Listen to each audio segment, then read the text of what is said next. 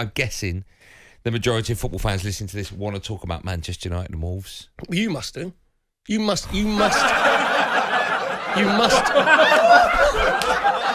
Sorry, Perry, what were you saying? You've gone. Have you gone past your anger?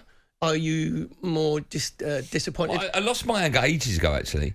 But now you must be, when you're looking at Manchester United, and I'm comparing them. I did a show with Jace when they played Newcastle, and Manchester United were awful. It was like herding ferrets. Were awful. They had no idea what they were supposed to be doing. Yeah. Newcastle should have beaten him.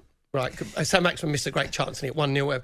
And you looked at Manchester United and you thought, you don't know what your manager. You either don't know what your manager wants you to do, or you're not convinced what your manager wants you to do, or you don't want to do what your manager wants you to do. Right, there's three things there. And you think, all right, they beat Burnley, they come back. Tonight, the biggest indictment I can give against Manchester United is Wolverhampton Wanderers players actually enjoyed playing at Old Trafford against Manchester United, because Manchester United got absolutely nowhere near them at all. No. And it was like watching a practice game. You saw Wolves sort of growing confidence. Not one Man United player wants to go and close down. They don't know how to close down because they're not doing it in tandem with each other. Ragnick's I was going to talk about this 4-2-2 system. I'm not a fan of it. If you're playing, and then we keep hearing about this Genga pressing. This was more like trouser press. There's nothing. There's no Genga pressing there. Have you used that line before? Trouser? No. I bet you it's have. Only just come to me. I know. You've so used that before. You can use it tomorrow if you want. Okay, I might do that. Yeah, right then. Right. Or depressing pressing. Yeah. We can do that one if you want. But if you're going to play like that, Ronaldo isn't going to press. He'll press sporadically if, you know... But it has sporadically, to be, not sporadically. Sporadically. Right, he'll press every now and again, right? Fernandes ain't going to do it. Matic can't do it because he's not. Yeah, but then here's the question: if you've got players that aren't going to do it or can't do it, why pick them? Right. Why pick that formation? Right, there you go. But if you're going to do it now, Ragnick, I think he could go down as one of the worst appointments in Premier League history.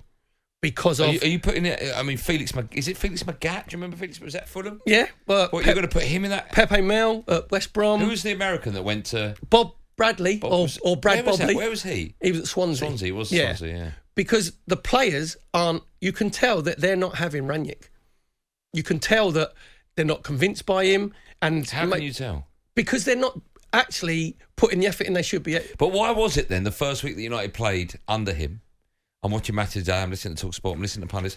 They're all saying, you can tell what difference a new manager makes coming in.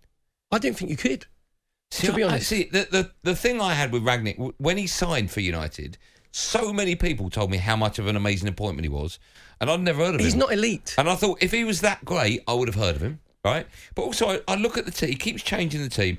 The 2-2-2 thing, I don't get. I think it just doesn't work. But then you look at the team. Like, I personally would never leave Bruno Fernandes out the starting 11. And if I'm going to play him, you have to play him in his favourite position, which is the 10 role. Right. If he's left him out, but he's playing 10 role, he's still not... Bruno Fernandes is lazy.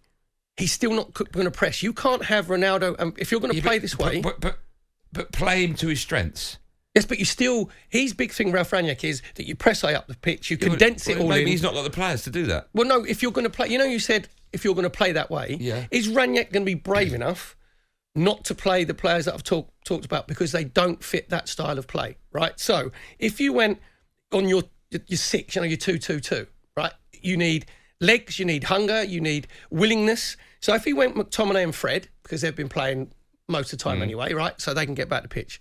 And then you went Lingard, Van der Beek, then you went Rashford and Greenwood up front. That gives you more of a chance of playing the way that he wants to play. But they're not having, you can tell. Okay. And just under Solskjaer, just right quickly, right?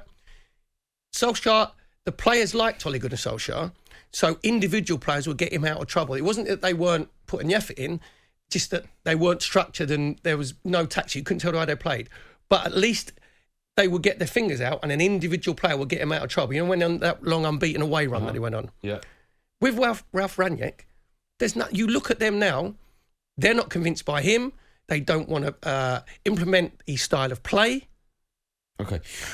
We've got so much to talk about. We'll take calls and, of course, all of the above and more. 03717223344. And we haven't even touched on the fact that how good Wolves were. Usually, after a result like this, it's all about how bad United were, but I think we should pat Wolves on the back. So, Wolves fans... But you were pants. Yeah, we were pants. But Wolves fans, you can talk about your side as well.